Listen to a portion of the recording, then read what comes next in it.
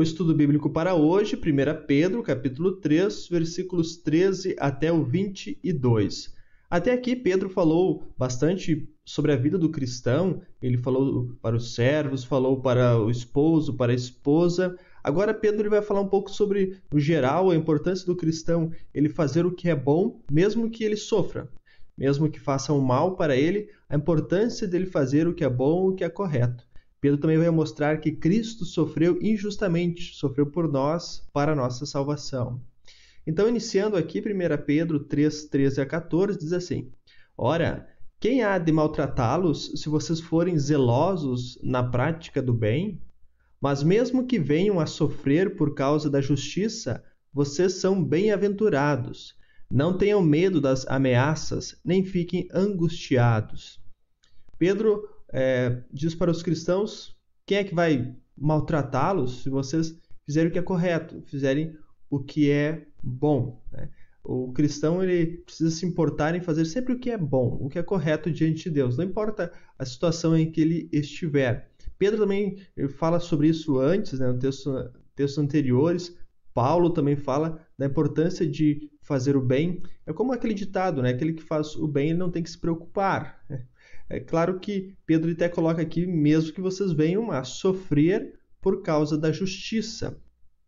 Em outras palavras, Pedro está dizendo que vocês venham a sofrer por causa da fé, que vocês venham a sofrer por causa de Cristo. Se vocês sofrerem por causa disso, sofrerem por fazer o que é certo, vocês são bem-aventurados.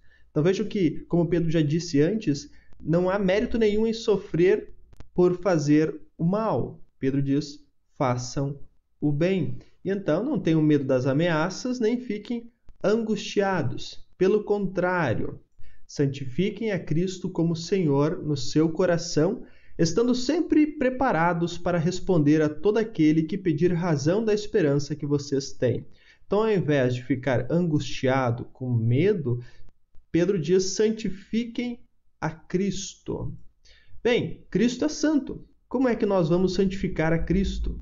Aqui nós podemos fazer uma ligação com o Pai Nosso. Nós também falamos, seja santificado seja o teu nome. E o que seria isso? Deus é santo. Santificar, então, santificar a Cristo seria viver a palavra de Deus. Pedro está dizendo: olha, em vez de vocês terem medo, vocês ficarem angustiados, vivam a palavra do Senhor. Vivam os ensinamentos de Deus, estando sempre preparados para responder a todo aquele que pedir razão da esperança que vocês têm. Eu repito bastante isso, que Pedro ele raramente diz para usarmos palavras no testemunho. Quase todas as vezes que Pedro falar sobre testemunho, ele fala bastante sobre o testemunho, ele diz para viver de tal forma que testemunhe. Ou seja, a vida precisa ser um testemunho, as ações. Mas aqui Pedro diz para nós falarmos, responder. Claro, responder também pode ser com atitudes, mas aqui faz referência a falar. Pedro então diz: olha, ao invés de vocês fazerem o mal, ou ao invés de vocês se preocuparem por ter feito o bem, façam o que é correto, vivam de acordo com a palavra de Deus e estejam sempre prontos para responder, para falar da esperança que vocês têm. Quando vocês retribuírem o mal com o bem, quando vocês não buscarem fazer o mal mesmo para aquelas pessoas que fazem o mal para vocês, certamente acharão estranho isso. Vão querer saber de onde é que vem essa força, por que a pessoa é assim. Então você poderá dizer: por causa da fé que tenho, por causa do meu Senhor Jesus, por causa da salvação. E aí pode haver o testemunho. E é importante lembrarmos que esse testemunho não é algo que precisa ser elaborado com palavras bonitas, com frases marcantes. O testemunho é falar aquilo que está no coração. E aquilo que está no nosso coração é a certeza da salvação em Cristo. Então não é nem um pouco difícil dizer: Jesus é o meu Salvador, Jesus é o meu Senhor. Esse é o grande testemunho que nós precisamos dar para o mundo. Muitas pessoas conhecem Jesus. Historicamente é impossível dizer que Jesus não existiu. Então até mesmo aqueles que não creem em Jesus sabem que ele existiu um dia. Mas poucos confessam Jesus como Senhor e Salvador. Muitos têm a ele apenas como um mestre, alguns até como um profeta, alguns têm ele apenas como um curandeiro. Jesus é Salvador. Isso é o que significa o seu nome. Versículo 16 diz assim: mas façam isso com mansidão e temor, com boa consciência, de modo que naquilo que falam mal de vocês, fiquem envergonhados esses que difamam a boa conduta que vocês têm em Cristo. Então, olhem, mansidão e temor. Quando falarem, quando vocês anunciarem, ou até quando viverem, sempre façam com temor, com mansidão, com amor às pessoas. Agir de tal forma que mostre o amor de Deus sempre. Então, quando nós formos confrontados por causa daquilo que nós cremos, possivelmente nós seremos confrontados de uma forma não muito amigável. Pode acontecer. E Pedro diz, respondam sempre com mansidão e temor. Observem como Pedro orienta e guia os cristãos a fazerem sempre o que é bom e correto, mesmo nos piores momentos. Porque aí as pessoas vão olhar para isso, vão ver o que os cristãos estão fazendo e ficarão envergonhados. Então, é como se Pedro dissesse, olha, eles já procuram o erro em vocês. Eles já falam mal, né? Naquela época falavam muito mal dos cristãos, hoje não é diferente. Pedro está dizendo, olha, já falam isso tudo de vocês, eles já procuram o erro em vocês. Então não deem motivos, façam o que é correto, para que eles vejam vocês fazendo o correto e então eles percebam que eles mesmos estão errados. Fiquem até envergonhados.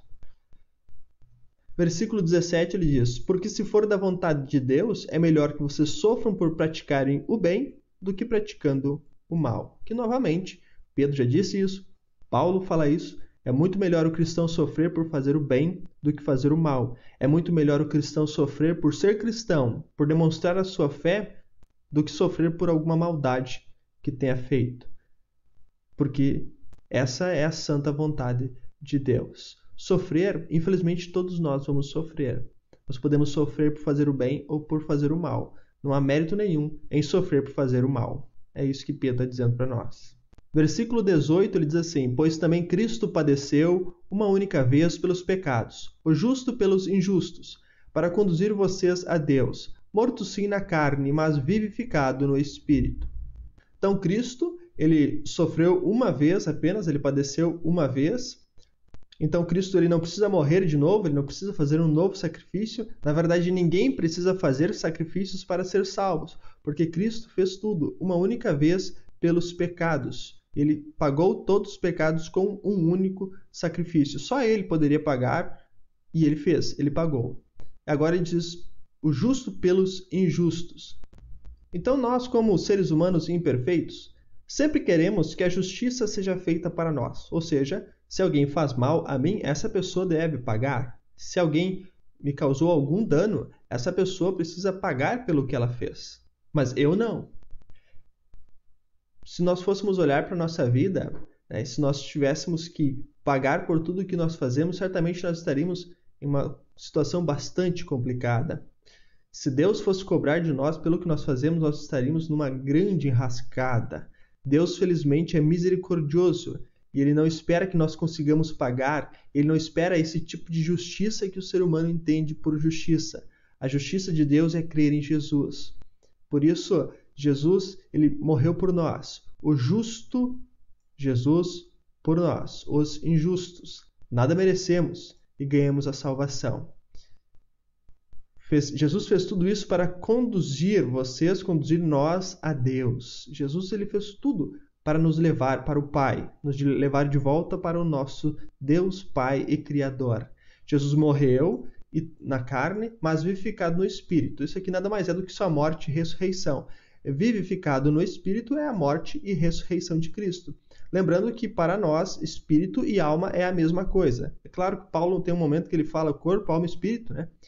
Não cabe aqui agora nós nos delongarmos nisso, mas nós cremos que alma e espírito é a mesma coisa. Até quando Paulo fala lá dessa forma, ele está querendo dizer a mesma coisa. A Bíblia intercala muitas vezes essas duas palavras, alma e espírito. Então, vivificado no Espírito nada mais é do que ressuscitado. Jesus morreu, mas ressuscitou, e quando ele ressuscitou, ele também foi e pregou aos espíritos em prisão, os quais, no outro tempo, foram desobedientes quando Deus aguardava com paciência nos dias de Noé, enquanto se preparava a arca, na qual poucas pessoas, apenas 8, foram salvas através da água.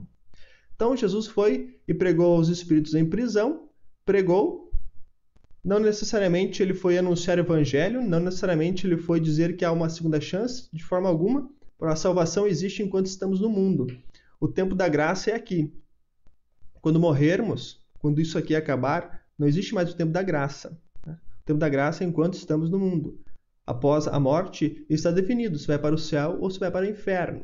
E por falar nisso, existe apenas 2 lugares, céu e inferno. A Bíblia só fala sobre esses 2 lugares. A Bíblia tem vários nomes para inferno, mas é céu e inferno. Para o céu, a Bíblia também tem mais que um nome. Mas existe apenas 2 lugares. Depois que se morre, ou vai para o céu, ou vai para o inferno. E lá, as almas esperam o último dia. Nós não sabemos exatamente como é que as almas estão lá.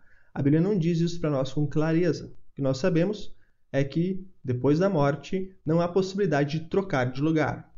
Aqui, ainda Pedro ele cita aqueles que eram desobedientes, ele cita Noé, que Noé construiu a arca, e ele fala que essas pessoas foram salvas através da água. E no versículo seguinte ele vai ligar isso com o batismo. Ele fala, o batismo, que corresponde a isso, antes ele citou no versículo 19 a água, agora também salva vocês, não sendo a remoção das impurezas do corpo, mas o apelo por uma boa consciência para com Deus, por meio da ressurreição de Jesus Cristo. Então o batismo ele não remove as impurezas, ele não retira o pecado. O batismo dá o perdão, mas nós continuamos pecadores. Nós somos santos aos olhos de Deus, mas nós ainda somos pecadores. Nós ainda pecamos. O batismo nos salva, mas ainda assim nós somos imperfeitos. Então o batismo ele só tem sentido por causa da ressurreição em Cristo. Na verdade, tudo só tem sentido porque Cristo ressuscitou. Paulo fala isso, Se Cristo não ressuscitou, é inútil a nossa fé, é vã a nossa fé. Então, tudo só tem sentido por causa da ressurreição em Cristo. De nada adiantaríamos fazer qualquer coisa se Cristo não tivesse ressuscitado. Então, o que faz o batismo ter sentido é também a ressurreição de Cristo. Por causa da sua ressurreição, por causa da salvação que ele conquistou para nós, nós temos salvação. Por isso que agora o batismo ele nos salva, por causa do que Cristo fez por nós. Versículo 22, que depois de ir para o céu, está à direita de Deus, ficando-lhe subordinados anjos, potestades e poderes. Portanto, Jesus, então, ele ressuscita, 40 dias depois ele sobe aos céus e está à direita de Deus. E aqui é importante nós lembrarmos, Jesus é Deus. Por incrível que pareça, tem pessoas que imaginam que Jesus não pode estar presente, por exemplo, na Santa Ceia, porque ele está à direita de Deus. Não é nenhum erro na doutrina da ceia, já é um erro na doutrina a respeito de Cristo. Cristo é Deus, ele pode estar em todos os lugares. Então, o primeiro ponto é lembrar sempre isso. Jesus pode estar em todos os lugares ao mesmo tempo, ele é Deus. Outro ponto é estar à direita de Deus não necessariamente quer dizer que Jesus está lá sentado à direita de Deus. Isso aqui expressa, na verdade, poder, honra e glória da mesma forma que o Pai.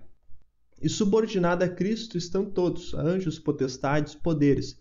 Então o mundo nos diz para nós retribuirmos mal com mal, porque o mundo ele não sabe vencer o mal. O mundo ele sempre quer continuar o mal. Então não se vence o mal com mal, não se elimina o mal com mal. O mal se elimina com o bem, foi o que Jesus fez. O mal, o pecado, Jesus eliminou com a sua morte na cruz, fazendo o que é bom por nós. E assim Pedro diz, façam o que é bom, façam o bem, não importa a situação. Estejam sempre prontos para falar desta esperança que vocês têm, porque vocês fazem o bem mesmo nas situações adversas. E ainda Pedro mostra então que Cristo sofreu por nós, ele, santo perfeito, sofreu por pecadores, por nós, e por fim ele conclui dizendo, por causa de tudo que Cristo fez, por causa da ressurreição do Filho de Deus, do Deus Todo-Poderoso, agora vocês têm a salvação. Deus abençoe a cada um de nós para que possamos buscar fazer o bem da melhor forma que nós pudermos, mesmo quando fazem o mal para nós. E assim nós possamos testemunhar com a nossa vida. Também possamos anunciar Cristo, anunciar a salvação com as nossas palavras. Falar a respeito daquilo que está no nosso coração, a certeza da vida eterna. Deus mantenha essa certeza em nosso coração e nos ensine a falar. Amém.